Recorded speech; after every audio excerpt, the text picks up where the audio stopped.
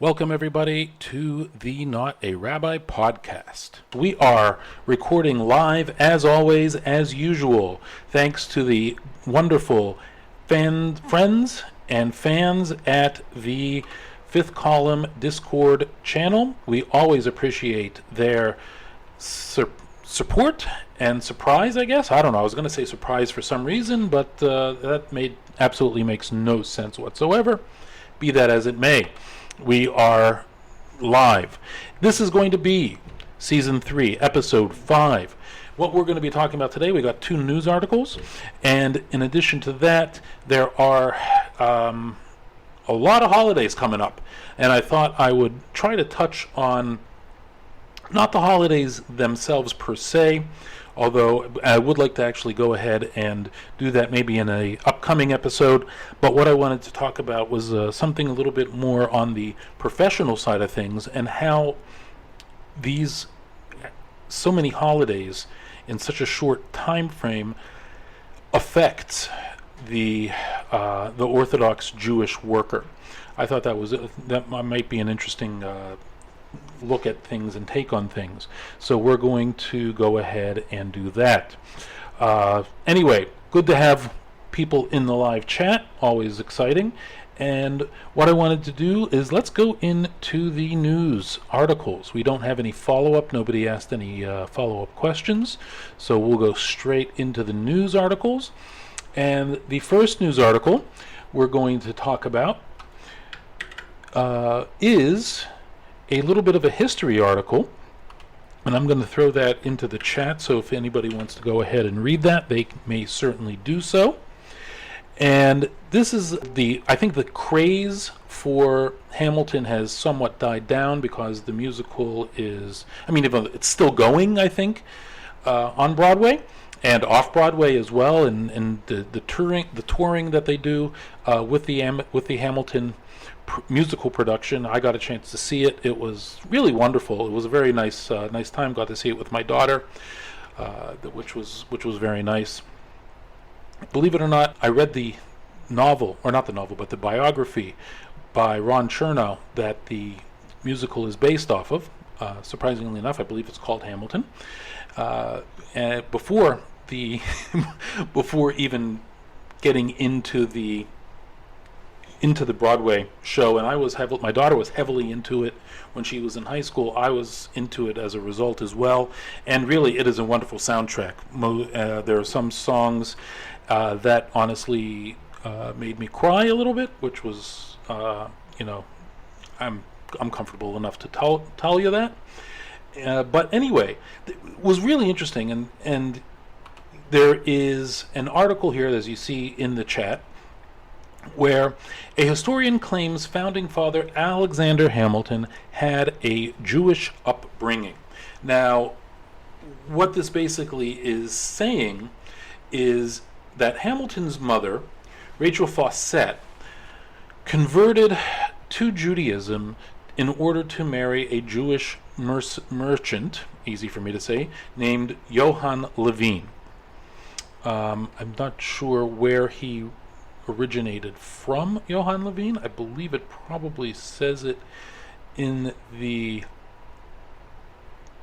article, but I don't know. But what's interesting is that this doesn't mean that Hamilton was Jewish per se, but he had some sort of upbringing that was Jewish because of his mother's remarriage. It says that Hamilton had a personally close relationship with one of the rabbis, or the rabbi of the time, at the Spanish and Portuguese synagogue known as She'erit Israel, which means the remainders of Israel, which was the first synagogue put up in New Amsterdam. This wasn't even in New York. It was still called New Amsterdam when the Dutch owned it, and so he had a sort of a idea about this. He also claims that some of the attacks that Hamilton had when he was the Treasury Secretary were over his ties to the Jewish community. I'm not sure. Now, this article does not give any sources for that. I mean, all I've seen basically is from Jefferson and from Monroe, where they were talking about how things were, just, or how Hamilton was just pro-big business. And, I guess you could read that and code that to mean that they were actually Jews. I don't buy that myself. And in fact, that it says that many historians do not believe that Hamilton was Jewish, and even cast out whether or not Levine was Jewish as well. And this brings in an interesting question, which is: does it matter if certain individuals were Jewish or not in these times? Now, this is actually something which has been a big debate and occasionally gets brought up once in a while with regard to Christopher Columbus, whether or not Christopher Columbus was actually Jewish as well. And I mean, I think that and as to the same thing with Alexander Hamilton, I think that it might be a little bit interesting, but at the end of the day, the answer is, who cares? Now, what's interesting with regard to Columbus, just to go off on a little bit of a tangent, is the fact that he did have many conversos on his ships.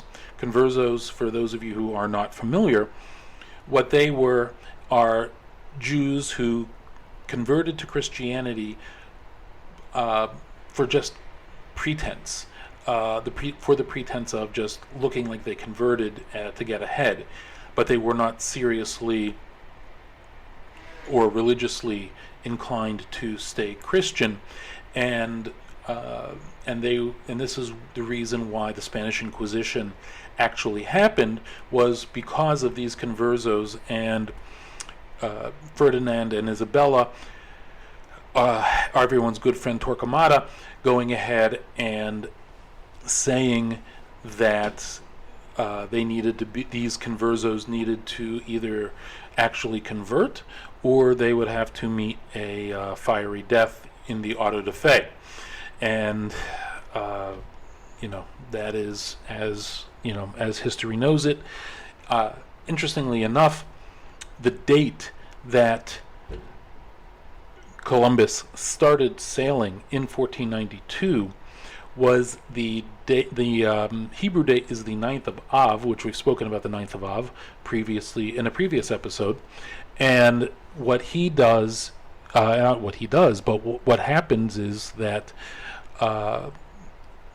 like I said, people were trying to get out of Spain because they were not allowed to stay in Spain if they wanted to remain Jewish. And they were trying to leave any way that they could. Now, what's interesting about this is that I'm reading a book now called Jewish Pirates, or something along those lines. Let me endeavor to look that up on Amazon. Jewish Pirates of the Caribbean. Yes, Jewish Pirates of the Caribbean is the name of the book. And what they say is that a lot of them were trying to get to the Caribbean to try to escape the arms of the Inquisition. And unfortunately that didn't happen, because the Inquisition did follow to the New World, and there was unfortunately a lot of Inquisition stuff happening with regard in Mexico. And other places as well. One place that did not get touched because it was under the protection of the Columbus's family was the island of Jamaica, and a lot of conversos settled there as a result that the Inquisition could not touch them on Jamaica. So very interesting stuff. Tying in, probably went a little bit further afield on that. Because I'm reading this book, and it's a relatively interesting book. I'll put a link in the show notes for you if you would like to read that. I'm reading the Kindle version. I'm on Goodreads. I'm actually highlighting things which I find So if you would want to follow me on Goodreads for whatever reason that it is, I am happy to have you follow me and look at stuff that I highlight in whatever book that I may be reading. So anyway, that is a little bit of that. Any questions regarding that from the chat? Does not look like the chat has any specific questions about that. But I am sure we'll have questions on the next link. Now, this next link to for my friends. One comment: the book does sound interesting. No questions. Yes, it is actually very interesting. He's making. I would say he makes some suppositions that I don't know necessarily are historically backed, which is interesting on some of the claims that he's making. I wish that, he does have a lot of footnotes in it. I think I would like some of these suggestions that he's making about certain things to have a little bit more backing, or at least where he gets this idea from. But, it is an interesting book. All right, next link going into the chat. Now, this article is from the Wall Street Journal, so paywall may be up. Be aware of that, and do what you see fit to go ahead and subscribe. So, opens up with the story of a 75-year-old lady who bought a top-of-the-line oven from GE and thought she had broken the oven. And what really had happened, she was baking brownies. What really had happened was she had turned on a mode which a lot of top-of-the-line appliances now have, which is called the Sabbath mode. And what that does is, on an oven, it will freeze an oven's settings so that observant Jews can abide by religious laws restricting electricity on holidays and on the Sabbath. Hence the calling it Sabbath mode. Go figure. Anyhow, they went ahead, they pressed it simultaneously, they revived the oven, all was good. So what is this Sabbath mode, right? Let's talk about this. And apparently, according to the Wall Street Journal, it's available in 85% of built-in ranges and 2/3 of wall ovens. I don't have a GE oven. We did not buy a GE oven, so we do not have the Sabbath mode. I can't tell you anything about it. Each passing year, manufacturers expand the availability to appliances from refrigerators to dishwashers, and so they make up now almost 1/3 of all machines have a Sabbath mode on them. In ovens, what happens is that it disables the light and display and allows people to set a temperature to warm the food without shutting it off. And in refrigerators, the mode disables the lights and auto defrost, as well as the water and ice systems. So again, this is interesting. It's fascinating, and I'll tell you, my wife and I have gone through this lots of times, where, especially in our older refrigerators, where if you open the door, the light turns on because there's this plunger that gets released and will turn on, acts as a light switch. And what happens is that it goes ahead and we can't use it on Shabbos unless you would disable the light bulb. So what we did is we wound up just unscrewing the light bulb and not having a light bulb at all in there, because during the week we didn't really need it that much, the light bulb, and if we forgot on a Friday to unscrew the light bulb, it was a pain in the butt because you couldn't open the refrigerator, which can be a little bit of a problem when you have food that's in the refrigerator that you want to eat on Shabbos. So that is definitely the problem. The refrigerator stuff, we got a couple of comments here, where one of our listeners has a German fridge, and that has a Sabbath mode, and they use it frequently when a sensor broke and the alarm went off, even though everything was working properly, and somebody was taking a while to get it repaired. The Sabbath mode kept the alarm from going off, as well as turning off the light. Exactly. And this is actually an interesting problem now and this is what I was going to get to, with more modern refrigerators, because you're not using an incandescent bulb anymore in the refrigerators.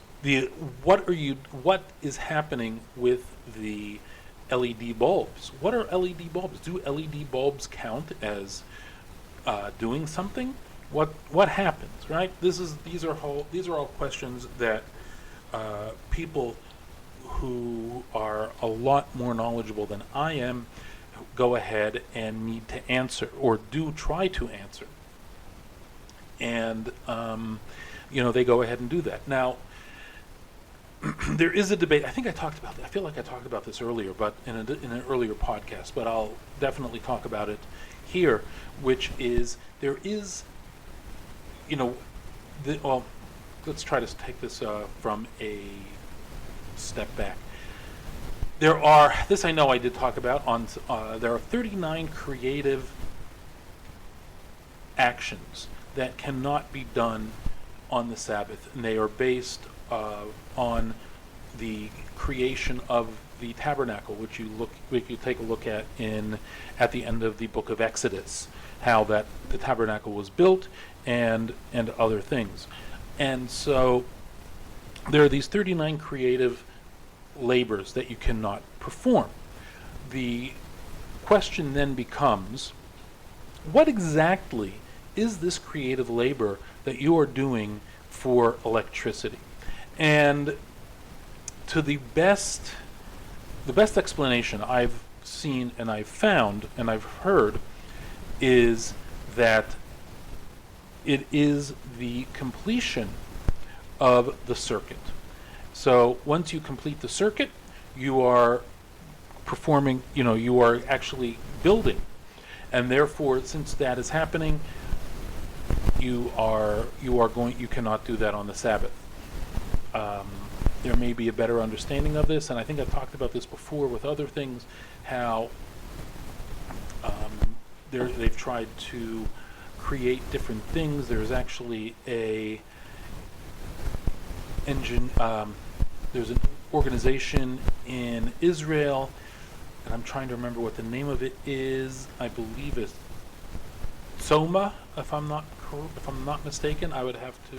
Anyway, this organization does a lot of stuff in Israel to try to go ahead and make things a little bit easier on the electricity side of things to allow you to use electricity in some way.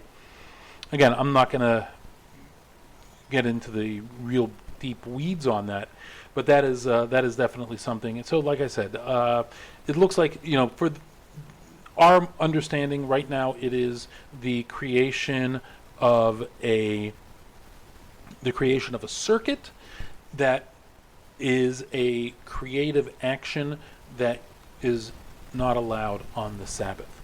So anyway, let's get back to this article here. Let's see here. It talks about the engineer who helped to develop the feature in 1997. And again, many GE ovens have this. Again, I don't have any appliances that actually do have the Sabbath mode. Although my dishwasher, we just recently bought a relatively top-of-the-line dishwasher, and I have to look into that and see if it does have a Sabbath mode on it. I'll have to check with the people that I bought it from, who happen to be my brother-in-law and nephew. But be that as it may, those are the two articles.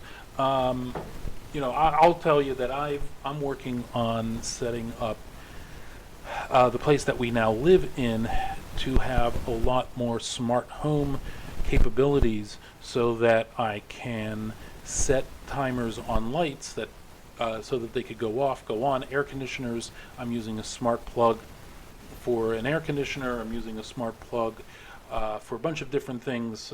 I got 4 smart plugs floating around the apartment, the house that we're renting right now. But again, it's an interesting article. It's a pretty informative article, as you may or may not expect from the Wall Street Journal. paywalls may be in effect, so obviously go ahead and use your own judgment on how you want to address that situation. All right. Any other comments or questions from the chat? Okay, so does not look like there are any more questions yet. So what I will do is I will go ahead and let's move on to the main topic. Now, the main topic this episode is going to be about the upcoming Jewish holidays. Now, I got a message on Discord from a friend of mine who is not Jewish, and went ahead and he actually asked me, why would somebody be asking for so many days off in September? And this would be, let's see, 1, 2, 3, 4, 5, 6, 7 days. They'd be off looking for 7 days off in the month of September. And the reason for this is that we have hit that time of year where we need to, or not we need to, but where the holiday season for Jews is upon us, which begins the night of September 6th, and that will go through the 7th and the 8th, the night of the 15th into the 16th, the night of the 20th going into the 21st and 22nd, then the night of the 27th going into the 28th and 29th. And so the question is, let's break down these holidays that are going on here. At the beginning of the month, we've got, starting the night of the 6th, is Rosh Hashanah, which is the Jewish New Year, where where everything that happens you are judged for, and God decides what type and how much money you make, how health-wise and everything like that, and we pray for good things. Obviously, we don't want to pray for bad things. Also, and maybe I'll talk about this in a little bit. I'll leave that aside. What I wanted to mention, because I think that it might be an interesting part of another episode. Then we have Thursday the 16th, which is Yom Kippur, which is the Day of Atonement, where we ask God to forgive us for whatever sins that we went ahead and did. Then we've got the 21st and the 22nd, and what that is the holiday of Sukkot, or Tabernacles, which is an interesting holiday, and that concludes on the 28th and the 29th. Those are the holidays and the reasons, or what, not the reasons, but those are the holidays that happen. And what I wanted to get into a little bit is the effect that this has on a lot of times on the psyche of Orthodox Jews who work in non-Ortho or non-Jewish places, because they might have a problem. They might have a problem trying to explain this to their bosses. Their bosses may or may not have heard about this or have made accommodations, and they've already had to go ahead and talk about Shabbos early, when Shabbos gets early during the winter, and having to leave extremely early from there. And a lot of people work lunches to make up the hours that they miss on Fridays. These are so it's going to be very uncomfortable and difficult to start going ahead and talking about that. And a lot of Orthodox Jews need to go ahead and use PTO time to actually take these holidays off, because that's how things go a lot of times. Like I was mentioning in the pre-show, I was very fortunate where I have worked when I was working in the business world before I moved over to the education world. I went ahead and I worked for a lot of Israeli companies, and being that they're Israeli, they understand the fact that I'm Orthodox. They understand the fact that I need to take these days off, so we made arrangements. Not that I absolutely had free reign and still had all of my vacation days. I didn't, but there was some accommodations made where not all of my days needed to go ahead and be wasted for that. Now, obviously, I'm in education now. I'm in working for Jewish schools, so it is a totally different situation. So I'm off, and I'm okay with that. And in any event, it could be very difficult. And the last job that I worked at before I got into the education field was with a company which is no longer in existence. And I had two bosses. One boss, during my time there, I had two bosses, I should say. One boss was very accommodating, very cool. He let me, he really let me, we worked together on this. I worked a lot of days where people keep taking off, such as the time between Christmas and New Year's. That week they were technically off, but I worked those days. We also had other, legal holidays. Some legal holidays I worked because to make up the time, which I was okay with. And again, we reached this accommodation. The other boss that I had right before I left, who will remain nameless, but I was thinking of calling the individual Drusilla, the Queen of Darkness, but I decided against that. Any event, this individual went ahead and did a complete 180. I don't want to say they did a 360. They did a complete 180 on this, and they made it extremely, extremely difficult to go ahead and be accommodating, which was not cool. And there were reasons why the individual decided to do this and change the agreement that I had. But I'm not going to get into that at the time. But it can be very stressful and very difficult. And if you go on to the Our Judaism subreddit, you'll see that there are a lot of people talking about the frustration that how do I talk to my boss about this? And what do I do? And a lot of times you're going to have such problems. And, the only thing that I guess I want to say is if you are a boss, if you are somebody, that can make accommodations, try to work with the Orthodox individual to make them happy and to make it comfortable. It's not easy for them to talk about it because they don't want to look like they are just trying to shirk their responsibilities and be off every other day. I can speak from experience about that because that was not how I wanted it to look, and that's not what I wanted to happen. So it could be a very awkward conversation to have, and trying to be accommodating, try to make it work for everybody involved if it is at all possible. So I guess that's what I want to just have to say about that. And those are I think the next episode or two we might be talking as the main subject about the upcoming holidays that are going to be happening, because there is a lot to potentially talk about in terms of customs, in terms of liturgy, in terms of various different things that go on. All right. Any other questions from the chat? Okay, no questions. I don't know if that's good or bad. Did I explain it too well or not well enough? That's my question. Okay, so I think that will draw a close to this episode 5 of season 3. We'll see what I title this on the podcast itself.